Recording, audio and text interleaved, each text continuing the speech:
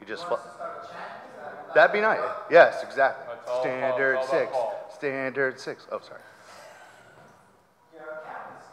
Yes, I know. Are we? Yes? Okay, everybody, thank you. We're going to get started. Thank you very much for coming today. For those of you who don't know me, my name is Jeff Burnetto. I am the university's bursar. I'm here with Dr. John Grew, who is a professor and the chair of the biology department. We are the co-chairs for Middle States Standard 6, Planning, Resources, and Institutional Improvement. So first what we'd like to do is just say a quick thank you to the trio who are running the steering committee for Middle States, and that would be Sue Gerber, Tracy Ammerman, and Fran Moran. Without them, we would be who knows where with Middle States. So just thank you very much. It's just Sue here today, but they've done a fantastic job. So as I said, we are Standard 6. We are the 6th of 7 standards. After us today will be Standard 7 and Standard 3. Back on March 1st, we had Standard 2, Standard 4, and Standard 5. Gave very good presentations.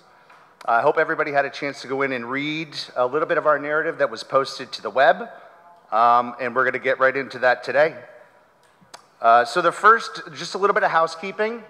This process has been going on for over a year now. So it started back in January of 2018. We started out with our proposal that was submitted to Middle States, which was approved back in June, I believe, of 2018. At that point, we started working with each standard, broke up into working groups. We have been gathering evidence. We've been writing narrative. I believe we are on our 3rd iteration of narrative that was submitted to everybody, which then brings us to our open meetings, which is now, and again, we had 3 standards that went before us, and we have Standard 1 going sometime soon. And that's kind of a precursor towards our visit from Middle States. The reviewers will be on campus about 1 year from today, March 29th, which is actually my birthday. So, I'm sorry? The committee chair was just announced. It was President from the College of Staten Island. And they will be here, again, as I said, March 29th through April 1st of 2020. So at this point, we're working towards getting our final draft submitted and having a pre-visit. So what is Standard 6? I will read it to you all. The institution's planning processes, resources, and structures are aligned with each other and are sufficient to fulfill its missions and goals, to continuously assess and approve its programs and services, and to respond effectively to opportunities and challenges. That's pretty vague. It's pretty general. Fortunately for us, Middle States has given us a little bit more in terms of 9 criteria that will help assist us get a little more granular in trying to prove that we meet the standard. I won't read them all, but I'll kind of give you a brief overview of how that works. Really, you'll see the criteria follow what's really the planning life cycle. So the first 3 criteria have to do with creating your plan. Your second set of 3 criteria are implementing your plan. And then the last 3 criteria are in regard to assessing the plan. And what that's meant to do is that's meant to kind of close the loop of the planning cycle. As you assess, you're supposed to take those results, and that will inform your next plan. So as you can see in the previous slide, the first 2 criteria, it's very clear. Your planning has to reflect your assessment results. Criteria 2, I mean, we really need everybody involved. That's why we're doing these open meetings. That's why we're looking for feedback. We need constituent participation throughout the university. It's very critical. Also, as part of the planning process, you're looking at financial planning and budgeting. They want to see that they're linked to the strategic plan, to your unit level planning, so on. So, and I know this year we're really going through a more iterative, almost zero-based budget process that's going to really tear it apart down to the 165 cost centers that we have. And that's important that we link that all back up and roll it up into a university-wide financial plan. We need fiscal and human resources, physical and technical infrastructure to run our sites. That's part of implementing your plan. The decision-making process and a clear assignment of responsibility. That really boils down to what's your org chart. You know, is there a clear delineation between your decision-making process, and is there a clear assignment of those roles? And then, of course, you need facilities, infrastructure, and technology, very critical. Sustainability and deferred maintenance. We need all those linkages to the financial planning process as well. And then, again, assessment. You'll see throughout all of these standards as we go through. Assessment, assessment, assessment, assessment. It's so important. It's really what Middle States is tearing everything apart. They're looking for assessment and utilizing those results in future planning. So criteria 7, 8, and 9, I mean, you're really looking at, do you have an independent audit? Yes, we do. Are you measuring and assessing the adequacy and utilization of resources? What are your results? And then criteria 9, are you looking at the assessment process itself? Are you assessing the assessment process? Very important. So what we did as part of this whole entire process, we broke out into working groups. There was a call for volunteers. You know, employees from all across the university were involved. And we couldn't have gotten this work done without their help. Some of them are in the room. Zimin Wong is from the School of Business. We had James Kim from Chemistry, Deborah McClary from the School of Business, Luis Morales from the Budget Office, Denise Nash from Nursing, Wanda Rutledge from the School of Business, Denise Serpico from our Wall location, Kostas Svarnis from the Facilities Department, Rosemary Tavares, who is the university's controller, and William White from Human Resources. I just want to say thank you to everybody. You guys, we kind of broke out into little subgroups, sub-working groups. Each subgroup worked on 3 criteria to write some narrative. And again, they helped us track down evidence. They helped us write. It's been a really good collaborative university-wide process. So thank you all very much. And now on to the key findings of the draft, which Dr. John Grew will get into. Okay. Hi, everybody. So this section is really becoming more and more important in the grand scheme of things educationally. You probably have heard of some universities or actually smaller colleges who are in dire financial situation and facing the closing of campuses that are more than 100 years old now. So Middle States is really wanting to see that the financial planning and process and capital planning process and the management of resources of all types is done responsibly, intentionally, and then and accountably too. So we are adjusting to this operating environment. We have a lot going on our campus now. We have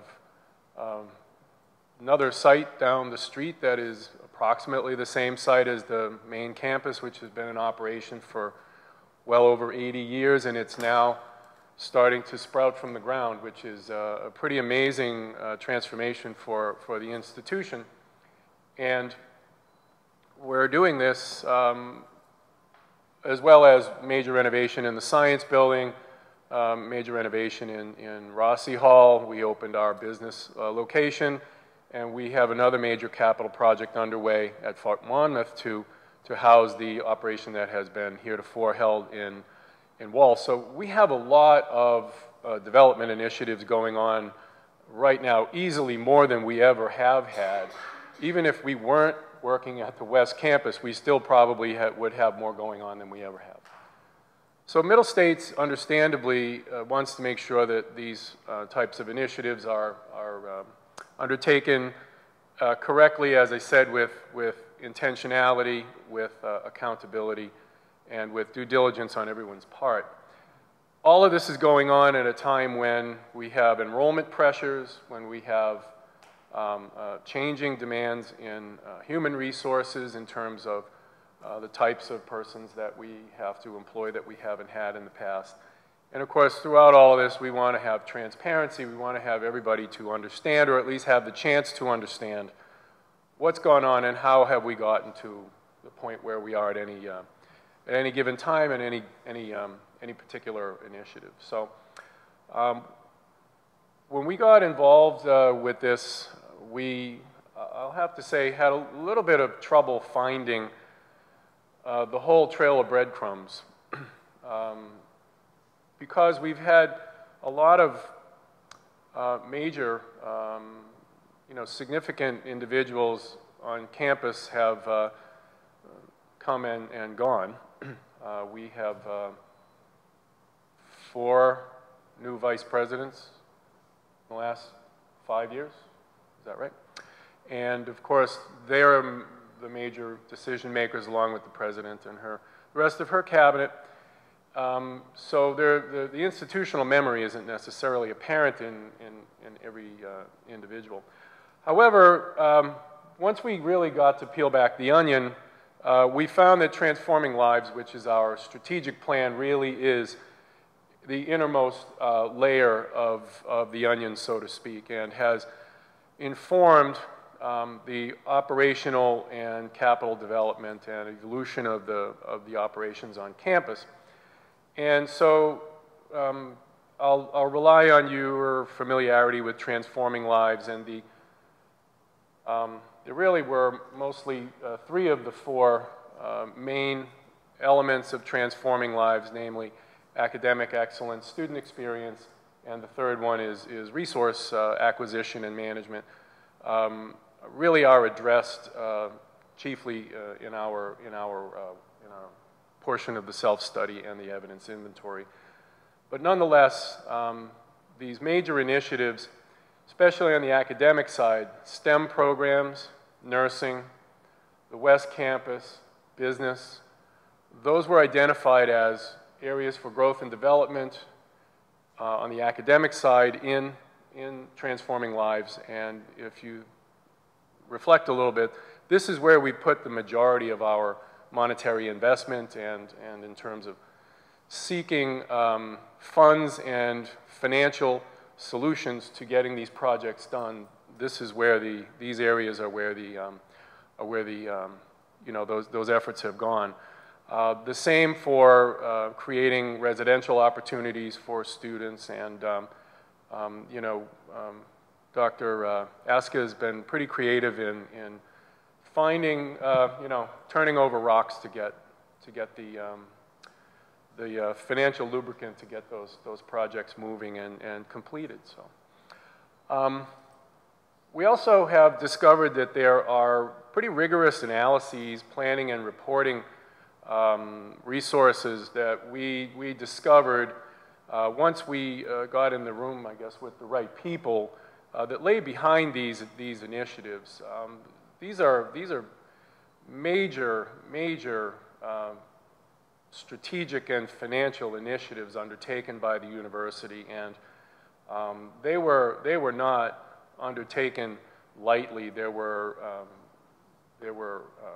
on every level due diligence was performed, and we knew this going in because we could not expect to launch a $500 million project without having legitimacy in our business processes, in our planning processes, and certainly in our financing. So the good news is that we discovered that everybody's been doing their job very well, and we are above board. The one thing that we have, I guess my narrative perhaps reflects, is that some of the information isn't necessarily publicly facing.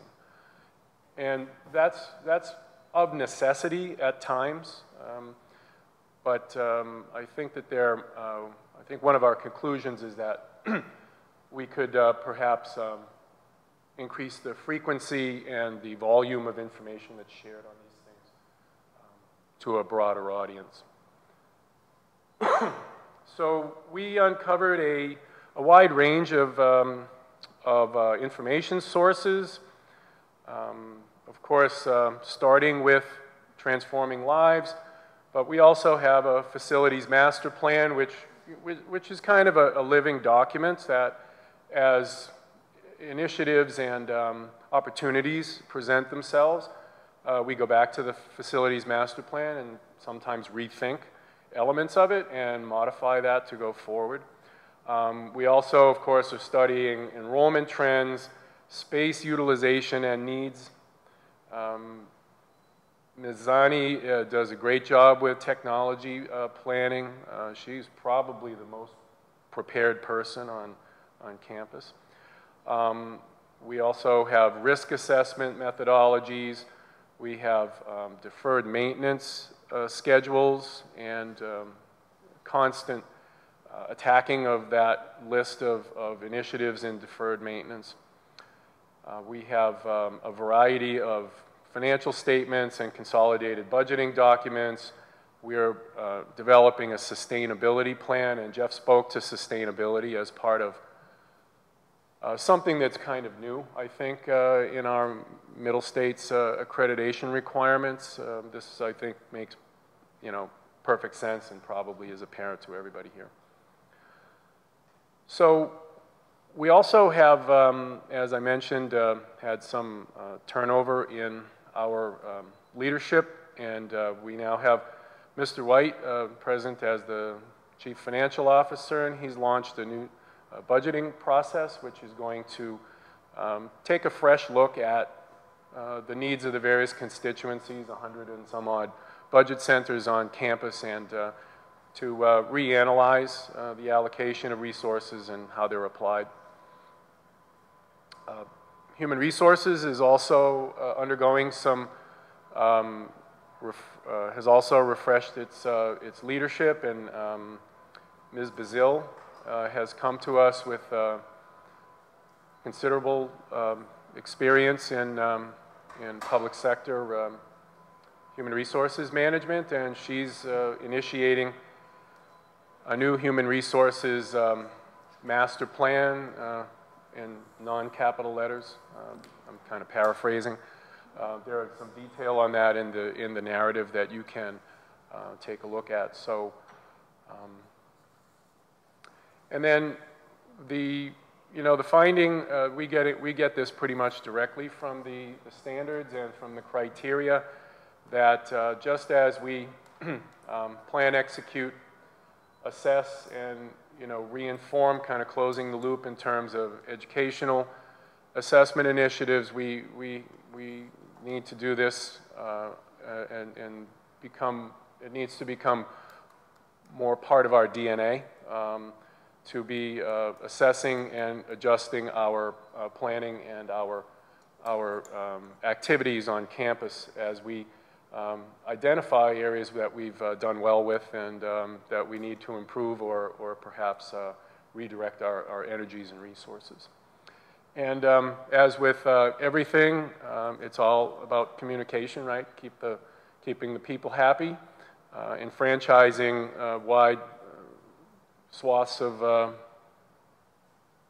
stakeholders on campus and hearing different perspectives. And then reporting out what we're doing on a frequent and faithful and transparent basis.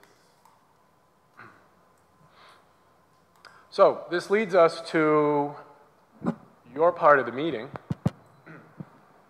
and I have to actually question whether we made the inventory of evidence available to everybody. So I don't know that we can really ask that first question, Sue? I think it means in terms of the narrative, what you described. Okay, so I'm confident that you all read the narrative from beginning to end within the last 24 hours. So do you have any suggestions, or do we seem to have missed anything?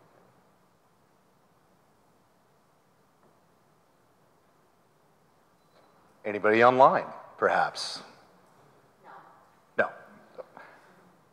Yeah, the feedback portion of this is really critical to what we're doing. While we have a pretty robust working group, we've got 12 people now, and we included 3 latecomers that are content experts in human resources. Louis Morales from the budget office, Costas from facilities, and we have a very complete group, but we could always use input from the entire university to help inform this process.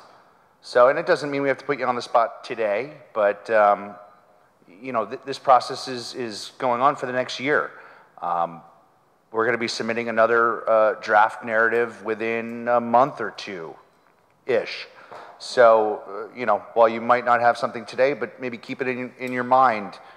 Take a look at the draft narrative a second time, and you know, let us know what you think. We could really use your input.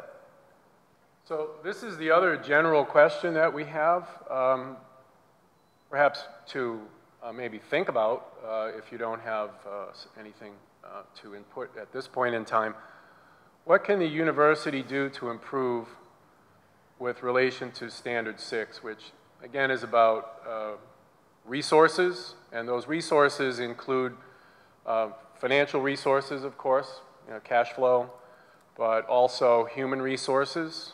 One of my kind of guiding principles, you know, is we work in a human services industry, and we can only be as good as our human resources in terms of how well we do our job. We have technological resources, which of course are becoming a bigger and bigger component of everything we do, including assess ourselves. We have physical plant, and we have policies, procedures, and operations as well. So we're pretty much interested in what the campus constituency feels about the way we kind of do our business, and to think about it from, as Jeff mentioned, from a life cycle perspective, planning, implementation, assessing, and then cycling through again.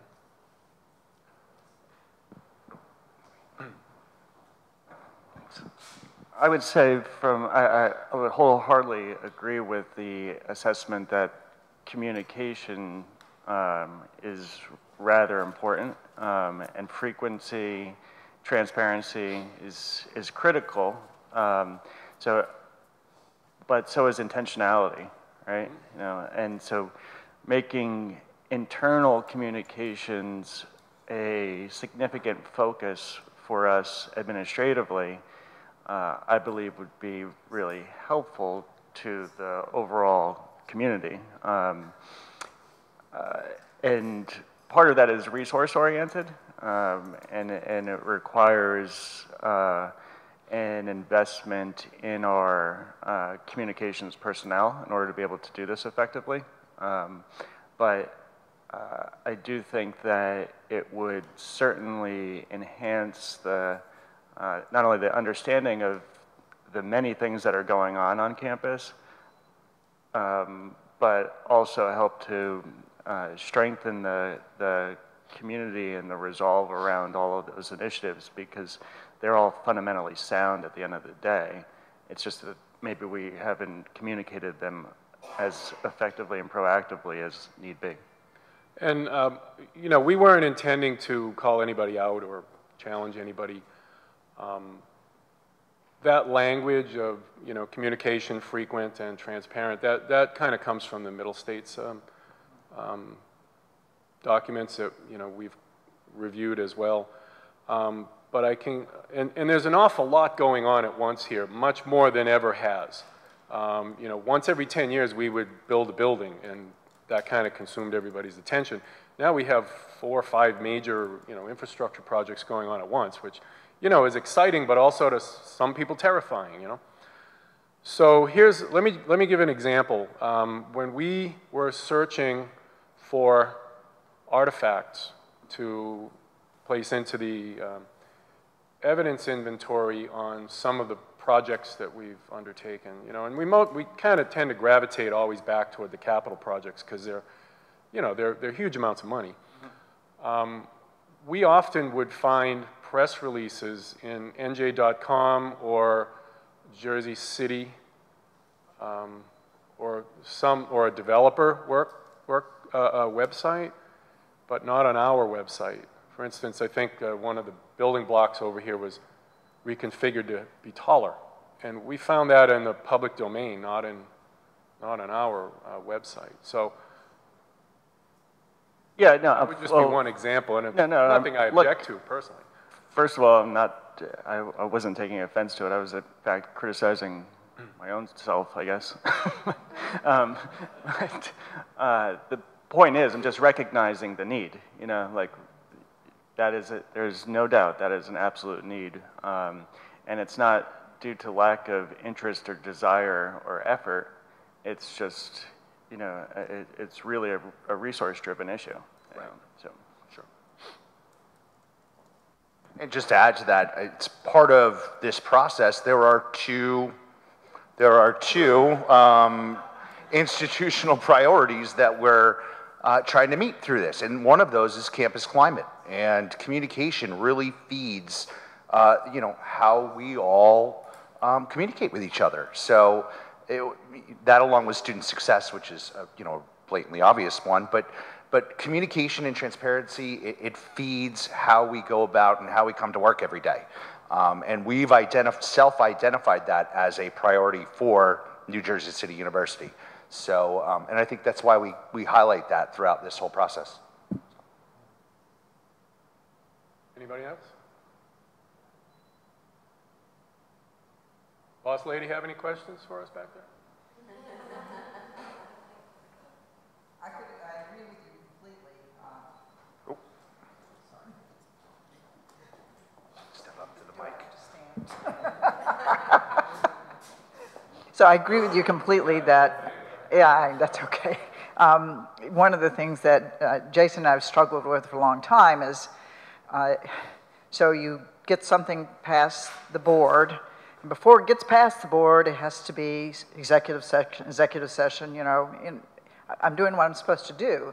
And then the nanosecond that it gets passed, the first people who call us is NJ.com, and what we've got to learn to do is, before we get NJ.com, we got to put it on our website or get a message out to the community. So there have been a lot of things going on. I did an interview the other day with NJBIA, I think, about the West Campus. And the reality of the West Campus is that there are two big wins, actually three big wins for us there. One is the residence hall, which we're able to do through a P3, which is being funded through an LLC, that's the foundation, which keeps it off our books.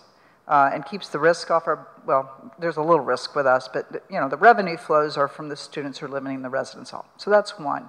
The other is we wanted to do this Performing Arts Center. We went to the state 6 years ago and asked for a Performing Arts Center in a science building. The state said, great, we love STEM, you figure out the other. So they gave us the science building. Actually, they didn't give us everything for the science building. We missed it by $10 million, but we knew we needed to get what we needed to get. So, Well, yeah, and so we did it. So we wanted to do this Performing Arts Center in a way that helped the community, but also we could get it so it was what I fondly call free for the students, and it will be. We're chunking the numbers, but that's meant we've had a lot of developers put public-private partnership things on our campus so that we get revenues from that. But that's a lot of construction, even though not all of it's going to affect us. And I believe we have a real estate webpage. Yes, we do. And Aaron keeps it updated. Yeah. And what they're working through right now, and Al and Aaron and Jason's involved, Jim's involved, is there's a series of contracts that have to be done with this P3 that we're doing. So it's a great master's study for somebody when we're through with it. It'll become public at some point. Yeah, it will after they're signed. You can't make it public until, obviously, because you're still negotiating the terms, and you want to get the terms as attractive as possible. Right, right. And Jeff and I have been sensitive to the fact that not all information can be public-facing, and that some has to be, you know, kind of closely held, but eventually might become, available at a later time. So. But the other piece that we need to do, and this is something Jason and I are really, as a matter of fact, I think you had a chat with somebody yesterday who may be able to help us, is somebody who could just help us get up every day. Wait a minute, this is something we need to be communicating out to this committee or that committee or this group so that everybody keeps this on the same page. Well, and we've posted some of your town hall presentations and some of your Senate presentations in the evidence inventory, but not everybody attends those. Yeah, and, well, but that's how you... They're the people who are saying, well, why didn't anybody tell me about this? Yeah. But which is part of it. But that's a two-way street. That's right. That's right. Thank you. Any other comments or questions?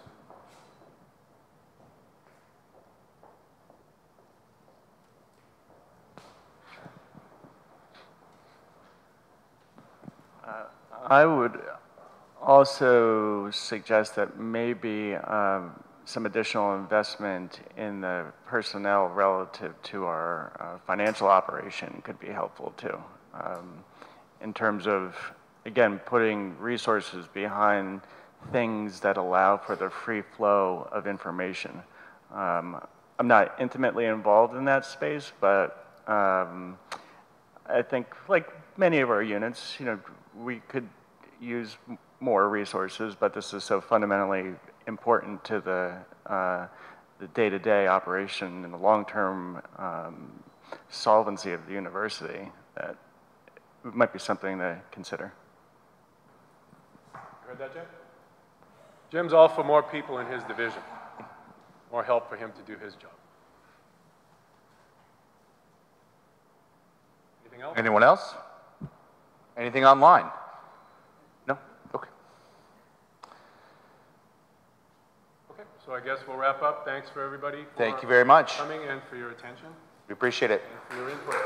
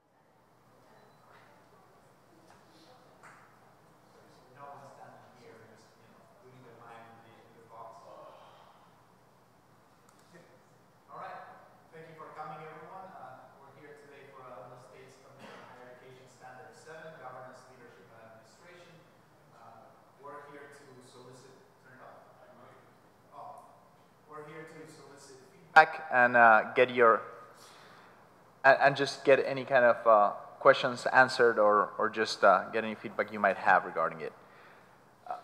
In terms of where we stand, as mentioned, this is our 7th standard, governance, leadership, and administration. You have heard already from a number of them, and there's a couple of standards left, one today and one at a later date. So this process started back in January of 2018. We have had a number of drafts. We're currently working on our 3rd draft of the standard. Today's well, it's our open meeting. We're hoping to have our draft submitted by the summer of 2019. We'll have our campus visit in March of 2020. The president of the College of Staten Island will be the person who will be conducting that visit. All right, so what is Standard 7? Governance, leadership, and administration.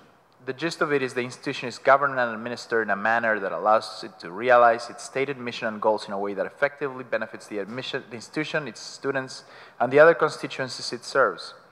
Even when supported by or affiliated with governmental, corporate, religious, educational system, or other unaccredited organizations, the institution has an education as its primary purpose, and it operates as an academic institution with appropriate autonomy.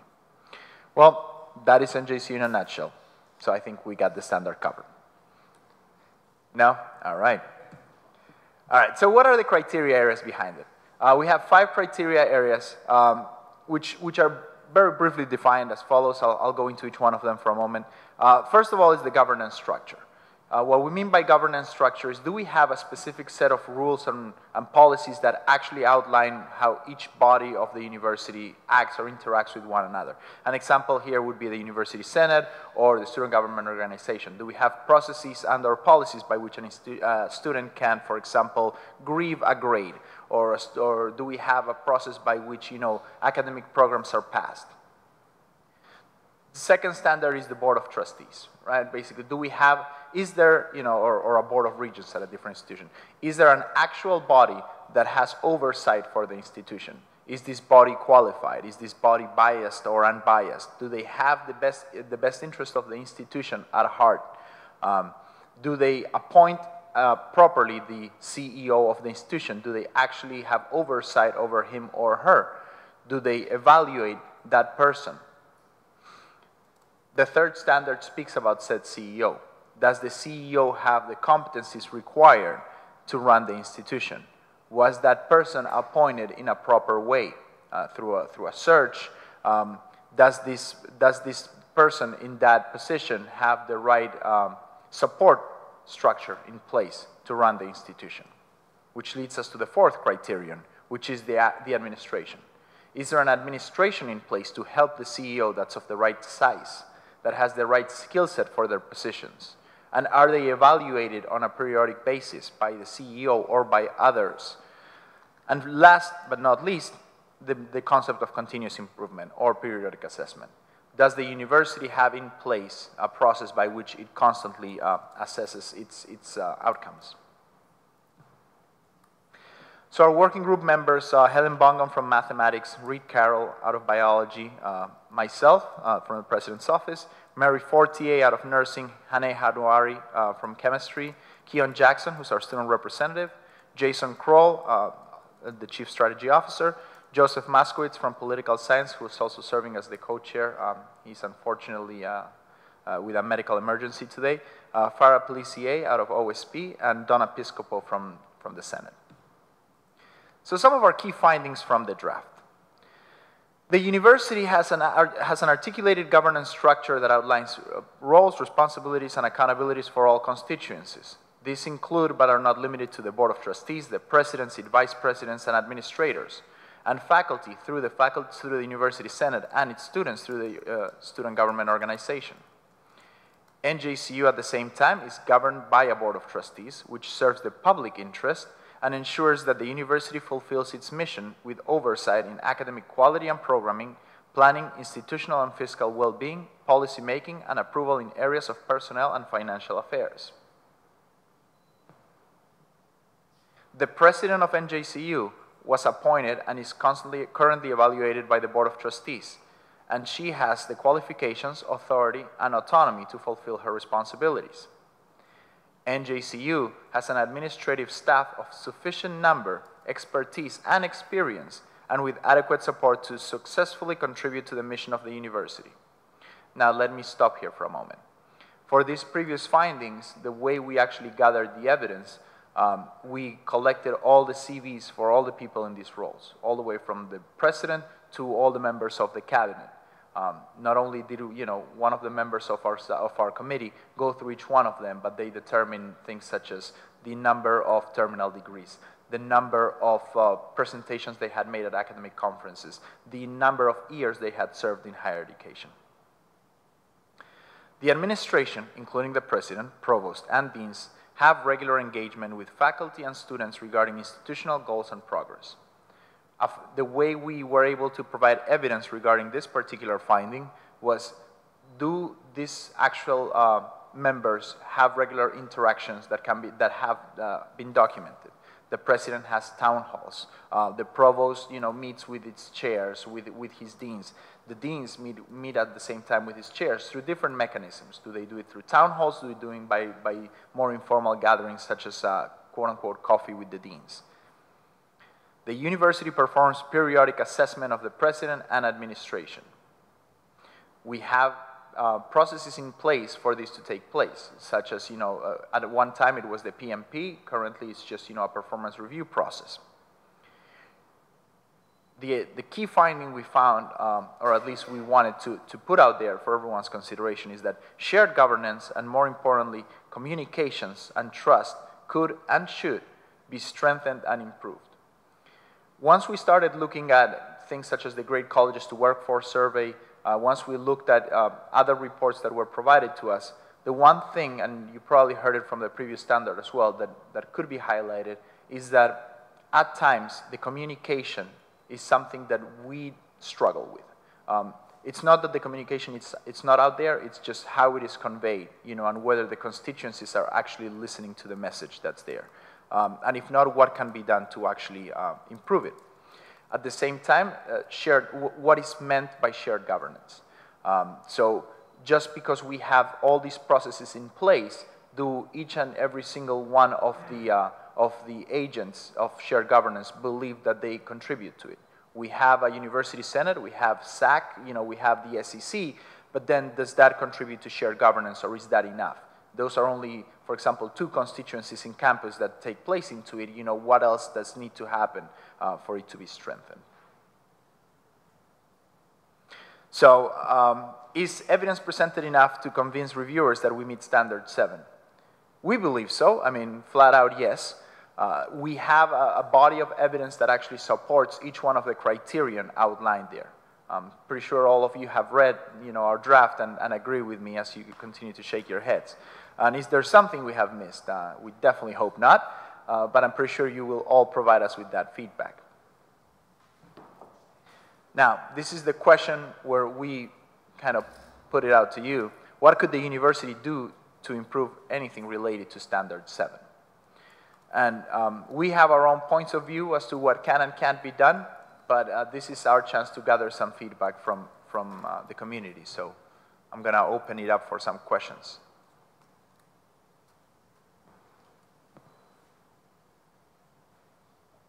Just not all at once, though. All right, Mary Ann. One second, we're going to get you on mic. Oh, thanks, Virginia.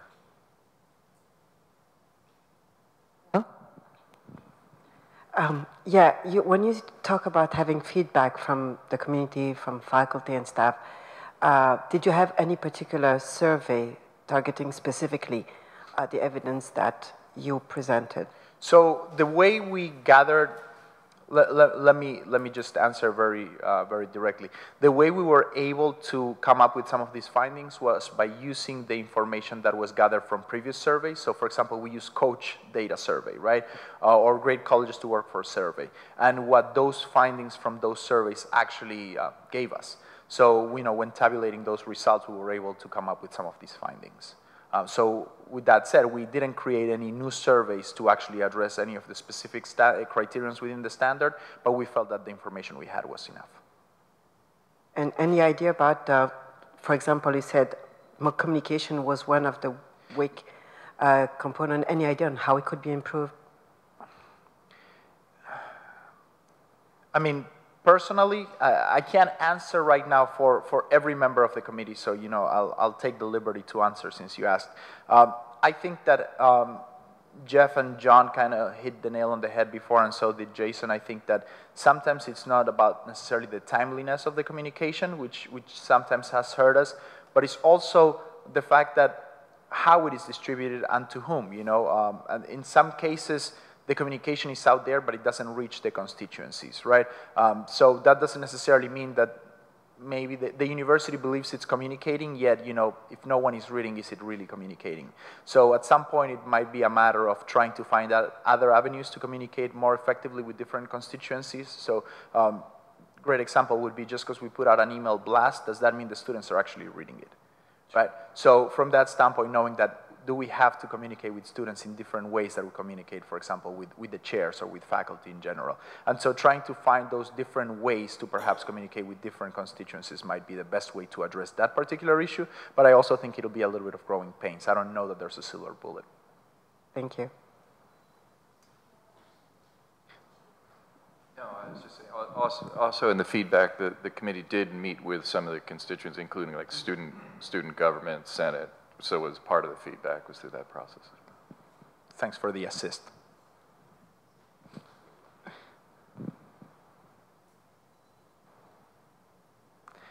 Any other questions? Anything online, Paul? I'm pretty sure that online it has to be buzzing. No, okay. The one thing I will say is that this is a pretty straightforward standard. I know some of the other standards do have a little bit of vagueness to them. That's not necessarily the case with Standard 7. I mean, do we have policies in place? Yes or no? I mean, I know that sometimes there's a willingness to read into circumstances, but if we have them, we outline them. If we don't have them, we can't necessarily say, well, but we're working towards them, or the administration has agreed to start. No, we just don't have them. So it was fairly clear to us what we could and what we could not put in the particular standard. That's where I think, our job in many ways was a little easier than other standards, and at the same time it was a little dicier as well because of the issues that we're dealing with. So if there are no other questions, I mean, I did block out a whole hour. I mean, I can stand around or I can just wrap it up. But I mean, we'll be happy to get feedback, at any point throughout the process, and please feel free to reach out to us. We're always happy to hear from any of you. So, thank you.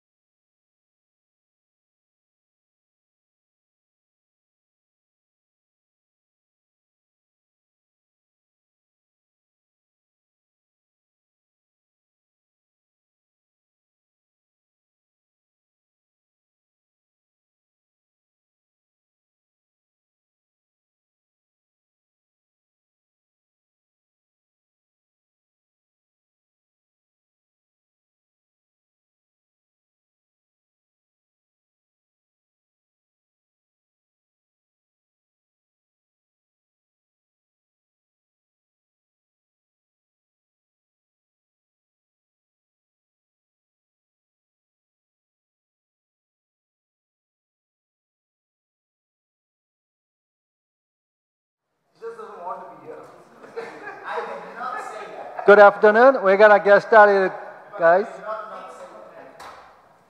Good afternoon. For those of you who don't know me, my name is Unsu Lee from Management Department. I'm at Harborside School of Business, so I have been trying to attend many meetings at the main campus to meet you in person as many as I can. Fortunately, I'm familiar with most of you coming from our group. Thanks for coming. Welcome, and thanks for coming to this listening and feedback session of Standard 3. I'm a co-chair of Standard 3, Design and Delivery of the Standard Learning Experience. Before moving forward, first of all, I would like to thank Sue Gerber, Francis Murray, and Tracy Merriman for their patience and excellent leadership. Woo! On behalf of the Working Group 3. Without their guidance, we couldn't accomplish this process. It was a very comprehensive, complicated, and long journey. And I also would like to thank President Sue Henderson and Provost Dan Julius for their leadership and strong support. I'm pretty sure that you heard these 7 standards 6 times so far. This is the 7th and the last. Finally, I cannot simply speculate you attended 1 or more standards, so I should repeat this again to share information across the campus.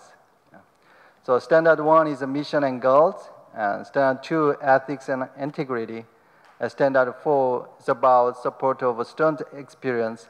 Standard 5 is about educational effectiveness assessment. Standard 6 is about planning, resources, and institutional improvement. Standard 7 is about governance, leadership, and administration. Then we are in for Standard 3 today is about design and delivery of the student learning experience. So this Standard 3 is very crucial in relation to the mission of NJCU, since traditionally the university consciously focuses on quality education. The standard is tightly bound to Standard 5, Educational Effectiveness Assessment. Maybe you attended the session in March 1st, so you can link these 2 groups to understand better. So when it comes to the student learning experience, the processes flow down from the design through delivery to effectiveness assessment. So the programs being offered at NJCU should be rigorous and beneficial to the students for their successful career plan. So let me explain what we have done so far and what else we need to do until 2020. The working group members of Standard 3 met in person. We had telecommunication conferences, including call conference, video conferences. So all members actively and enjoyfully participated in all the meetings, and we shared all the information while collecting evidences and sharing information and developing the draft and proposal. So all members were volunteered in around January 2018. Since then, all members are very positive and diligently participating in developing a proposal and draft, and the proposal was accepted in the middle of 2018.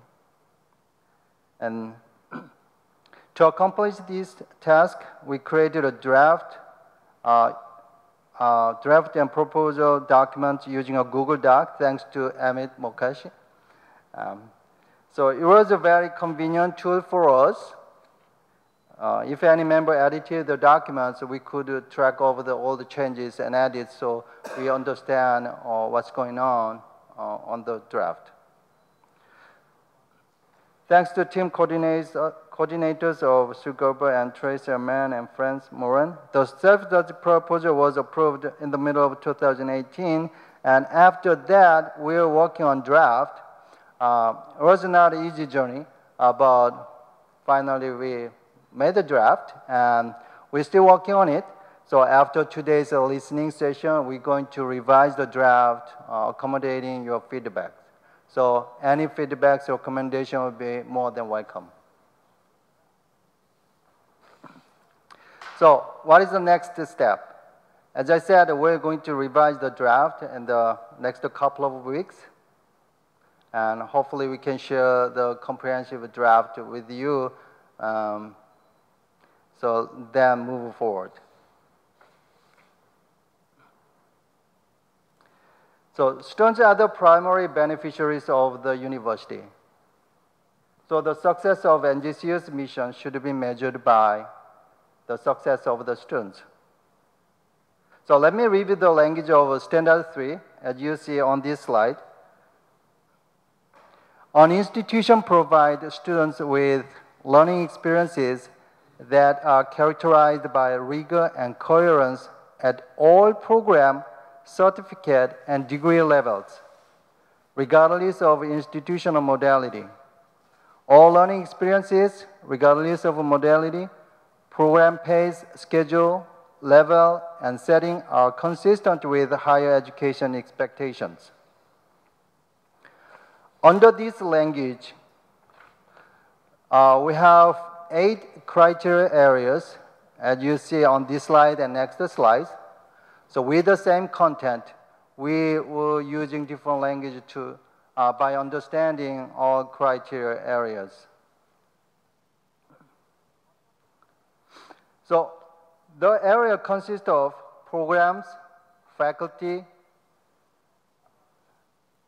general education, periodic assessment, third-party providers, graduation programs, and academic program description.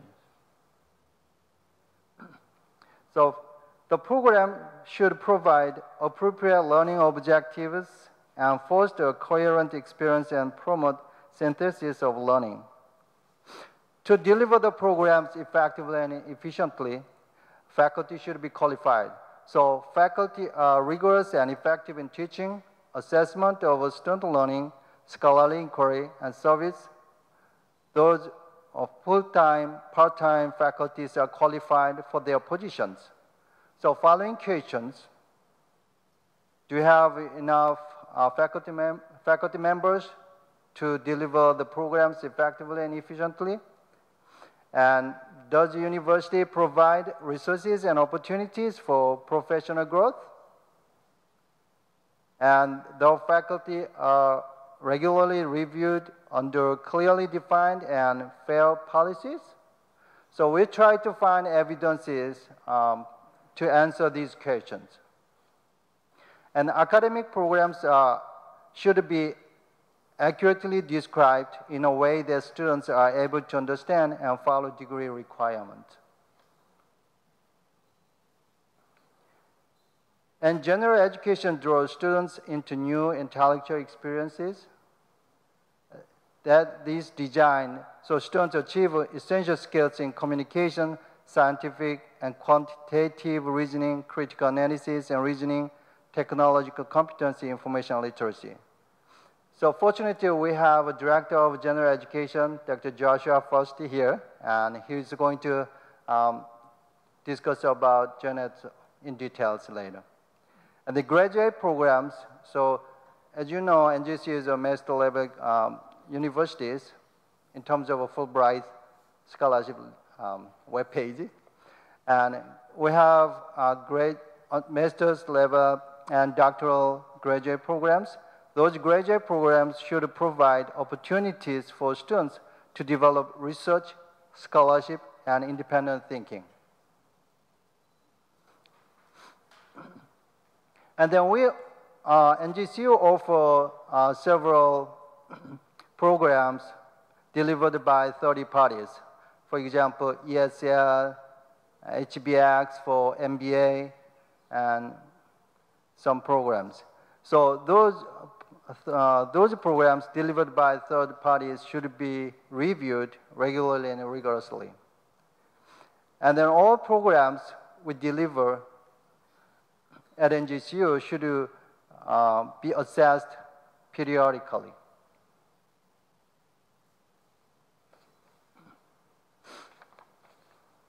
Now, I'm glad to work with all members for Working Group 3. Let me introduce my members. Co-chair, Dr. Newton Aydin, Associate Professor, Associate Provost, Associate Provost is here. and me, my name is Unsuli, and then we have Dr. Josh Frosty from English, the Director of General Education. And we have Scott Fisher, Assistant Professor from Security Studies, but he's not here because he's delivering another national security programs at Harborside. And then Dr. Amy Mokash from Management is here. And we have Director of Tutoring Coordinator from Opportunity Scholarship Program, Matt Stoughton here.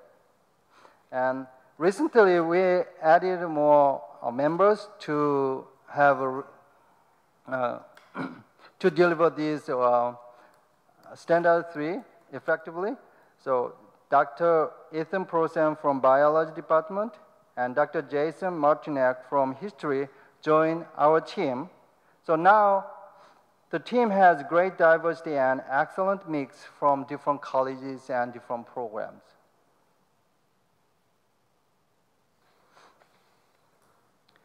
And it's time to discuss about key findings from our draft.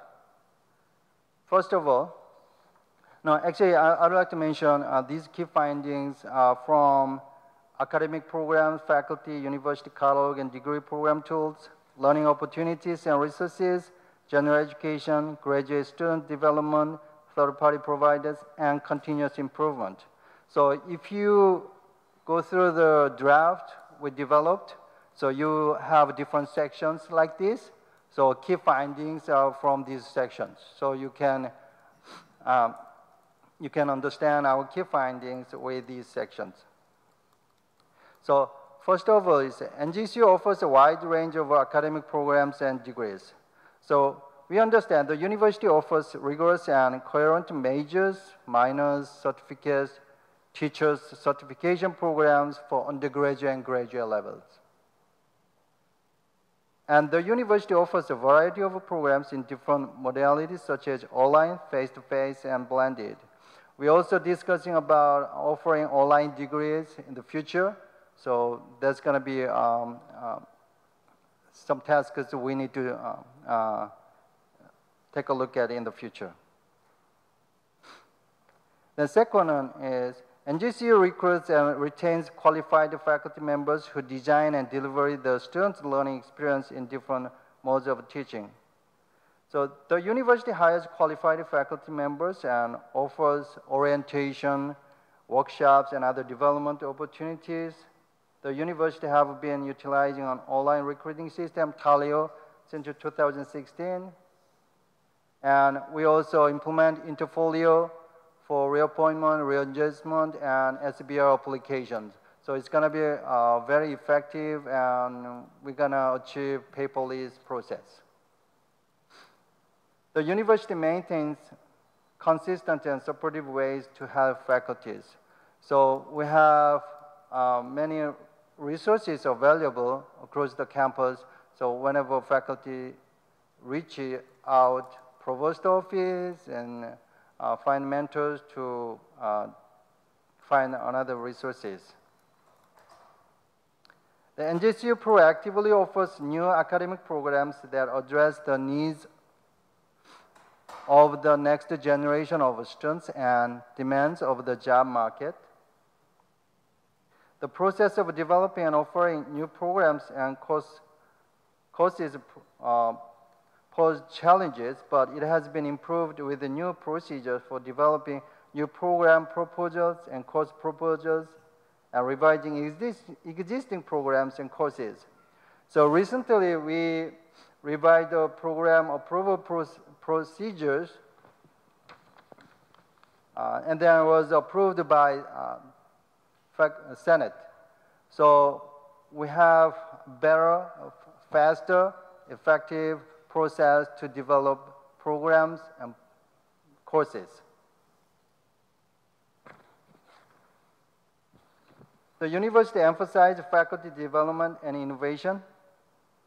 So under these findings, for more details, university has provided for a separately budgeted research or SBI grant and communication collaboration celebration fund or C3 as financial support, so faculties can develop, invite guest speakers for students' environment and students' support.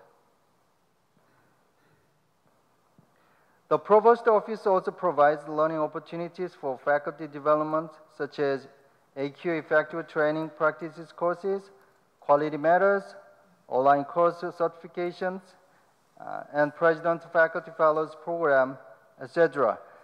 Let's mention AQ Effective Training Practice courses, Quality Matters, online course certification, and interfolios we are implementing are supported by Frontier Set Grant, which is funded by the Bill and Melinda Gates Foundation.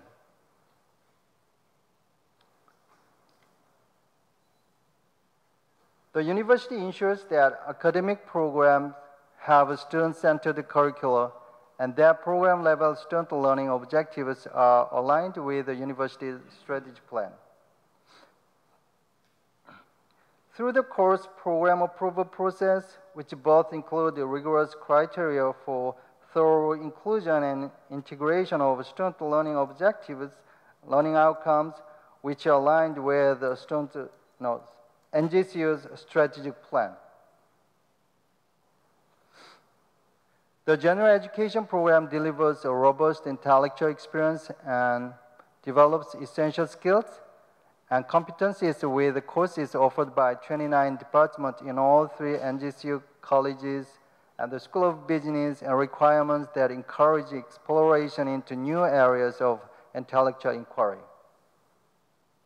These are the key findings, and so we want to open Q&A to discuss. Before that, and then Dr. Josh, first, do you want to say something? And so we try to collect all the evidences to support our key findings, and so, but anyway, so if you have any other evidences we're missing, we want to include that in the next phase of developing draft. So please let us know, and if you have any questions, and so we would like to answer your question as well.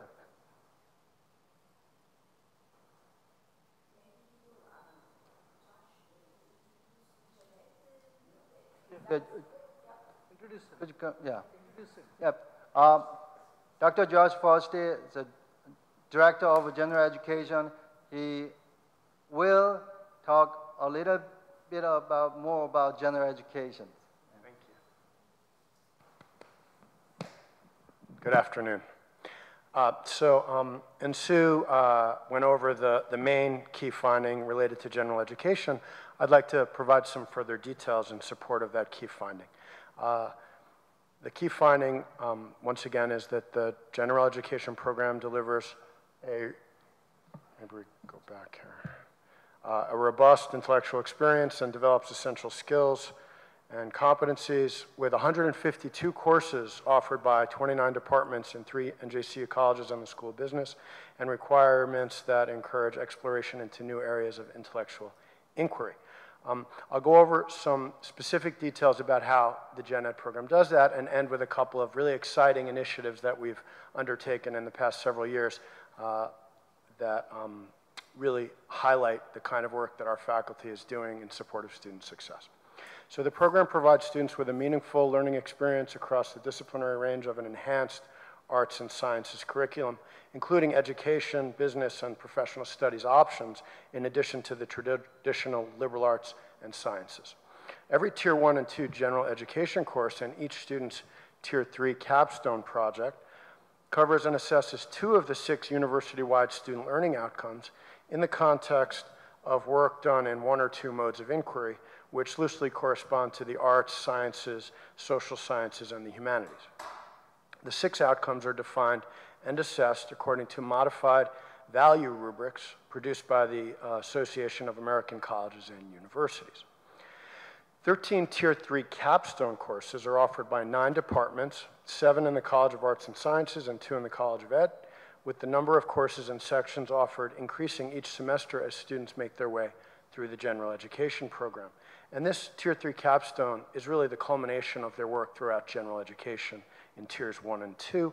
It also provides a nice transition to the major in many cases.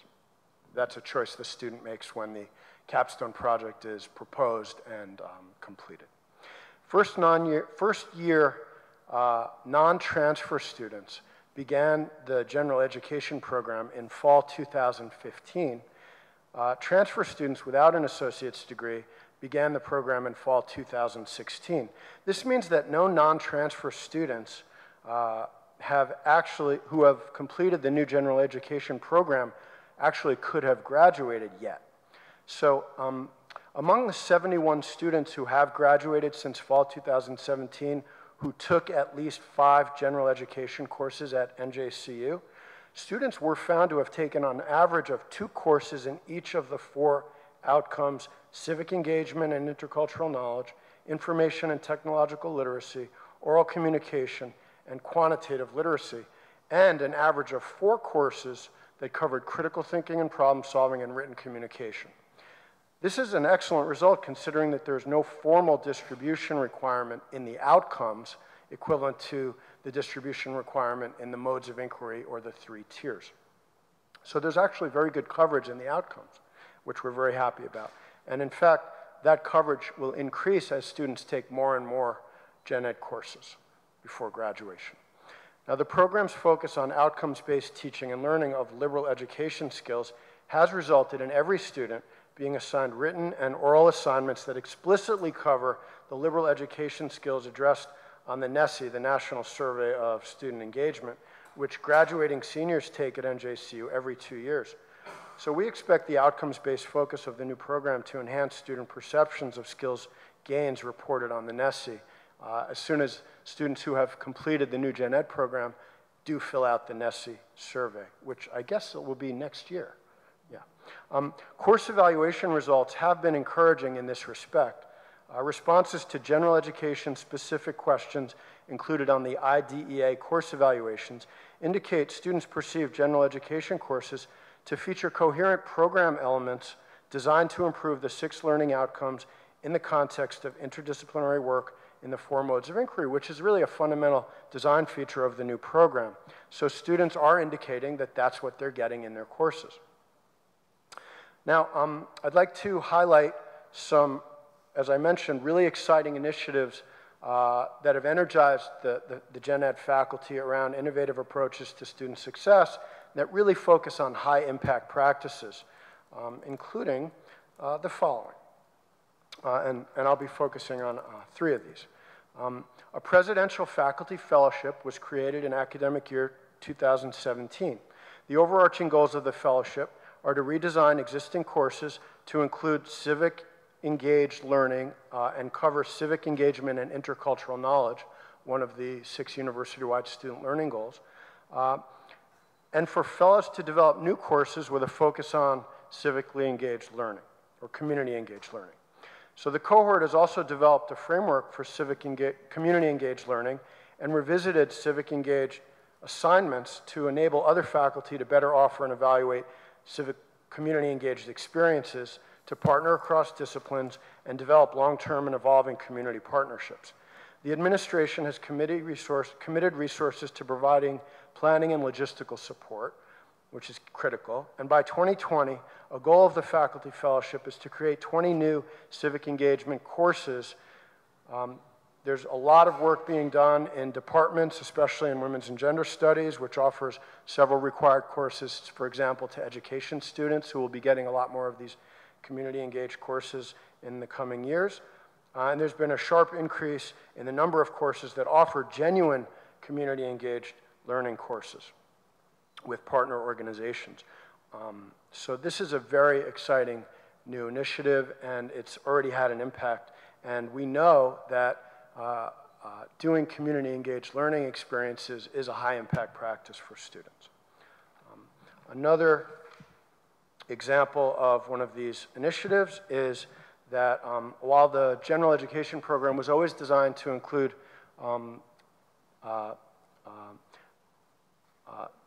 learning community model where courses would be linked to one another in thematic clusters, for the first time we were able to do a major expansion of the general education learning communities to accommodate all first-time, full-time students in fall 2018. So in collaboration with the Office of Enrollment Management and the Assistant Provost for Student Success, and with the English and Math departments, as well as dozens of department chairs and faculty, 45 Gen Ed learning communities were scheduled for fall 2018. Each one included an English composition course, a one-credit orientation to college course, and 1 or 2 Tier 1 general education courses with room left in the schedule for a required math class. The orientation to college course was redesigned in response to reports that all college students, but especially first-generation students, would benefit from first semester reinforcement of basic information about the university life, as well as increased face time with their academic advisors. So the Gen Ed learning communities allow students to take linked courses concurrently as a cohort and benefit from an integrative learning experience and the chance to develop relationships with peers in a variety of academic contexts. So over 50 Gen Ed learning communities have been scheduled for fall 2019, and the plan is underway to support enhanced collaboration among faculty who teach the linked courses. And finally, I'd like to share that sponsored by and supported by a grant from the American Association of State Colleges and Universities, ASCU, as well as by the Frontier set of the Bill and Melinda Gates Foundation mentioned earlier, the Reimagining the First Year experience high-impact practices team of 13 faculty teaching general education courses implemented writing-intensive elements and collaborative assignments and projects in spring of 2018. Team members met regularly and formed a supportive peer teaching and learning community that engaged in conversation and strategized on teaching and learning. The director of Gen Ed, that was me, served as coordinator. The goals for the project were to improve student outcomes by exploring and implementing the 2 high-impact practices. Participants worked together to develop and incorporate curricular and instructional strategies to support student success. The initiative showed marked improvement over general education Tier 1 courses in the critical thinking and problem solving and written communication outcomes. So to build on this success, a faculty-led effort to scale up high-impact practice use will be introduced in the coming academic year 2019-20. So these are some of the key ways that NJCU ensures delivery of the outcomes-based enhanced liberal arts and sciences experience that is general education at NJCU. Thanks so much for your attention.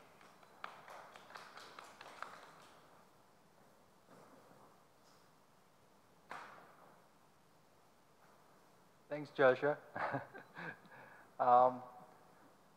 We want to hear more things about evidences or standard 3 from the audience.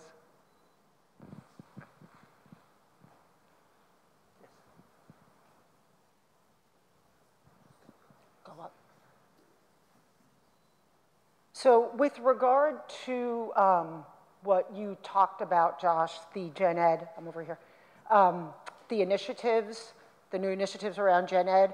So I'm just curious what prompted that. I mean, it may just be best practice, but were there any conversations around that or, you know, faculty feedback that prompted those Yeah, absolutely. In fact, everything I mentioned just now will also be included in, and it's a great question, thank you, in the Standard 5 section, which really goes into more detail about how outcomes led to these initiatives. So we've started, you know, one of the major features of the new Gen Ed program is that it's outcomes-based, as I mentioned, and it really assesses the 6 university-wide student learning outcomes, which are part of the strategic plan and which are really the essence of the efforts to educate our students. Some of the results that we got initially really prompted some soul searching about how to improve on those outcomes. And the civic engagement, for example, was one of the areas where the results were less than what we had hoped for in that first round.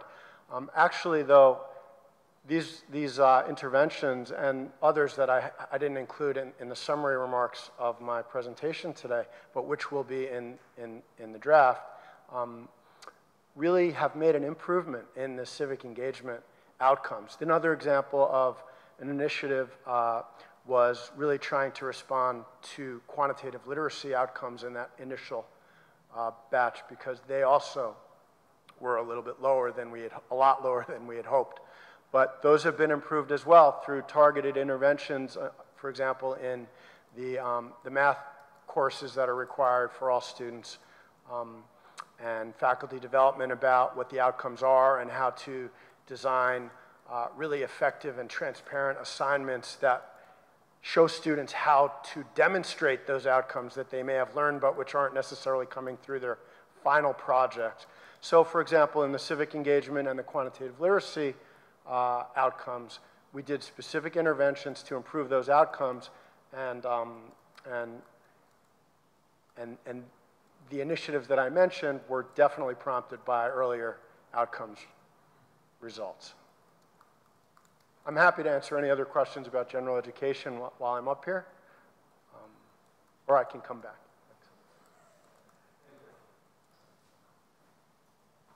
I'm just trying to check what is the next. Okay.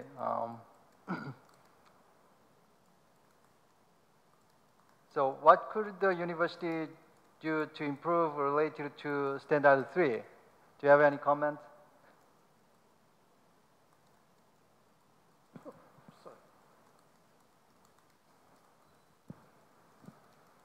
Thank you, Amit. Ansu, could you walk us through, or at least give us a little bit of an idea as to how you ascertained academic rigor, or what data you gathered to determine what actually led you to believe that there is academic rigor, or how you justify that notion in the standard?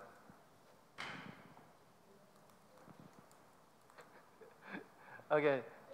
My co-chair Newton Adrian will answer the question. But you want to be in the video? No, I don't. Yes, thank you for your question. I think it is very important to not only say we have the rigorous assessment, and evidence is very important. So that's what I was trying to say.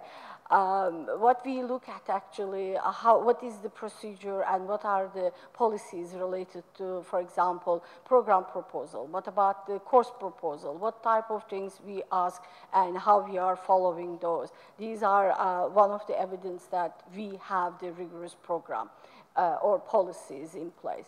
We look at the what is the overall procedure for anything related to Standard 3, and we try to link and give the evidence for that. And we also look at for example, we say we have undergraduate and graduate programs. What are those programs? Where are they located? Do we really have, when we say undergraduate program, do we present the degree map for them? Is it clearly and transparently we expect what the student to see and how they plan their graduation. So these are saying something and finding evidences and putting those evidences and links. It makes us believe that we do have the program, which is rigorous, which is we pass through several stages of approval and then becomes available to student. Yes. Just to follow up, and my specific experience on what I'm about to say is really about the general education program, but I know that the Gen Ed program follows the well-established university-wide policy around course proposals and program proposals, really rigorously including specific information about outcomes. And so at every stage, whether it's design and proposal or assessment or program review, the outcomes are expected to be included in the daily experience of the student learning experience. And so, you know, we're looking for evidence, and I think presenting evidence that the departments and that the faculty are really following through on all of those proposals that have been approved, including all the outcomes. So is there a post-mortem assessment? So, you know, sorry. So do we include also what we would call a post-mortem assessment? So do we look at all these outcomes once they've transpired? Because, you know, what I'm hearing is we look at how we actually get proposals through, let's say, CNI, Senate, AIC, right? But do we then also look back at, you know, whether it is, you know, the grade distribution, whether it is at, you know, the graduation rate within, you know, departments? Do we actually go back and then also look at actual specific departments or programs and say, okay, this, we ascertain rigor by determining, you know, these other factors as well? Or is it more, you know, like a forecast as opposed to a different type of analysis? I think it depends on the colleges or the department. It is a little bit both. We have some of the programs are really very determined to assess whether we are achieving our student learning outcomes, and we are having an understanding, getting more and more disseminated to all faculty and all programs that course learning, student learning objectives should be linked to the program, and program level assessment and understanding should be linked to the university strategic planning and understanding. We have program reviews, we have self-assessment, and some of the programs, especially the ones which has accredited by the third parties, not necessarily Middle State, but the NASAT, for example, for the art, or the old teachers program, they actually have very determined to make sure that they assess the program and learning, student learning has been achieved. But is this valid throughout the university at the same level? It is not. But we are working on that. We are working and trying to understand and establish some kind of a guidelines that how we close the loop. I think it is one of the, probably what you are saying, we put it, we say it, and we may even have the evidence, but are we really closing the loop? If we identify something is missing or something that needs to be enhanced, are we really going back and addressing these issues? We are working on those. Can I add just a little bit? I'm a member of the curriculum committee, and like we just pointed out, it goes any proposal goes to a multi-tier process. But having been part of the process, I can I can very well highlight that part, that any of those proposals that go through a committee of peers, academic peers, gets literally stripped down, and absolutely verified for whether it is actually addressing those learning objectives that we are putting in the proposal. Yeah, so just for clarification, I'm not advocating or saying we don't. I mean, as Nurdan knows, I happen to have the privilege of also reading all the AIC proposals. So I happen to know we actually do a very good job as it pertains to the proposals that actually do make it.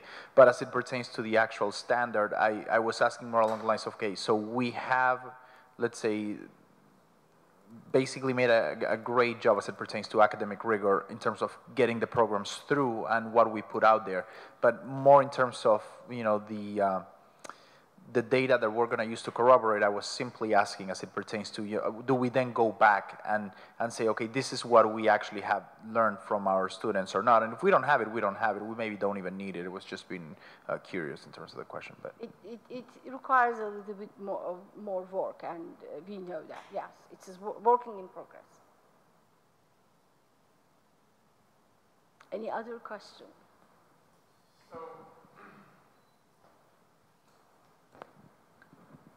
I'm having a little difficulty, I'm having a lot of difficulty reconciling your comments about how well the new program approval process works with what's gone on in the Senate in that regard. In fact, them creating a hurry-up rule because of the frustration that some departments have faced in taking, what, 4 or 5 years to get a program to be even announced in the Senate. And that also reflects my department's own experience, where we basically just met with a brick wall.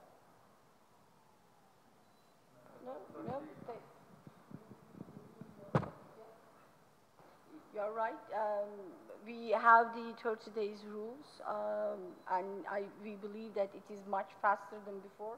You're absolutely right. We are seeing like 3-4 years before proposal are coming to assess, and unfortunately they are outdated and needs to be worked, and most of the information needs to be reworked again. And I believe what we have said before, all the other standards, is communication is the key. We have to communicate the urgency, we have to communicate the understanding why we are doing it and how we are doing it. And not every university go through the same procedure. We do not have to go, but we do go from, we recognize the shared governance, we understand the importance of contribution and feedback from everybody which is related to the subject. However, lack of understanding of some of the, perhaps, the concept or the urgency, I don't think we communicated properly. It needs to be, we need to do much better. There is a room for significant improvement on that aspect. I agree with you, there is a frustration. Well, I think that there's also broadly felt sentiment that there has to be some enforcement of efficiency and how should I say this, goodwill on the part of the people in the decision-making process as well. And we hear that almost monthly in the Senate. So maybe you might want to reconsider how strongly you portray the new system as having been successful, because it might be more of a, we're taking steps that this happens in the future, because there's a lot of evidence that it hasn't had an impact yet. So. We noted, and only one thing I can say, it has been designed to make the process finish within 1 semester, which is actually designed as a 14 weeks. But there are always, rooms. As I said, if one, we can certainly take your advice and look at it, how we can improve it. And I wholeheartedly believe that. Yeah. And this is also a lot of things actually revolves around the communication. Even now, what we are saying and communicating. Yeah, I agree.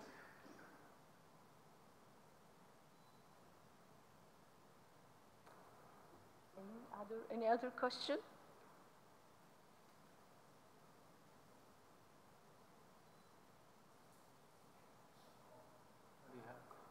No, you just have to have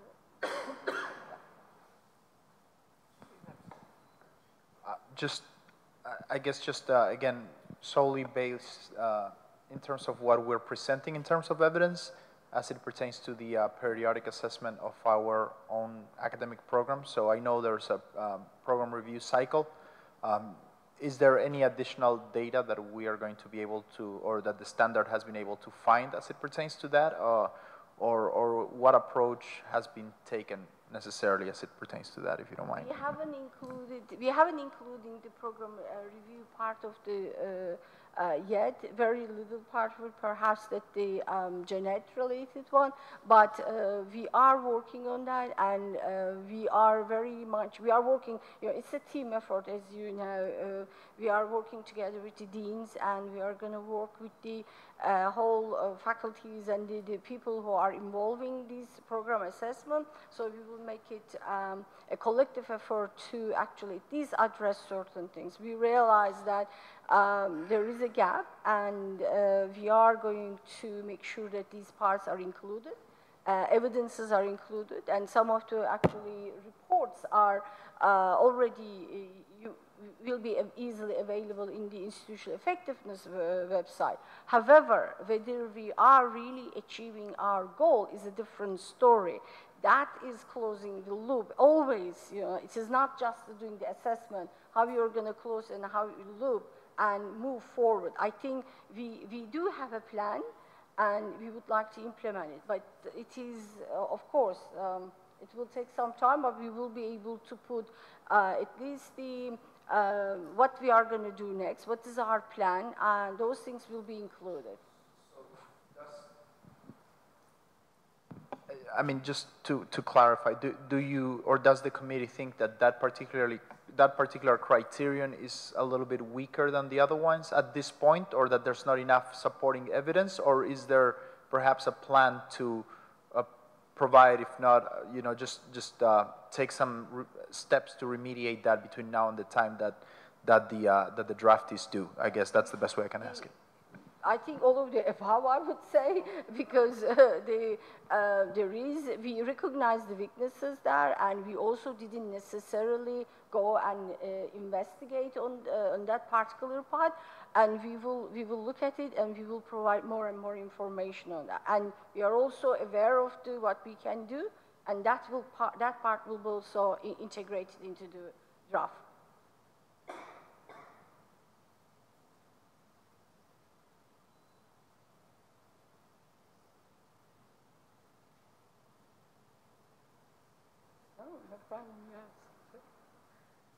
Thanks for your feedbacks, and our draft will be revised based on your feedback, and thanks for your great feedbacks, and we appreciate that.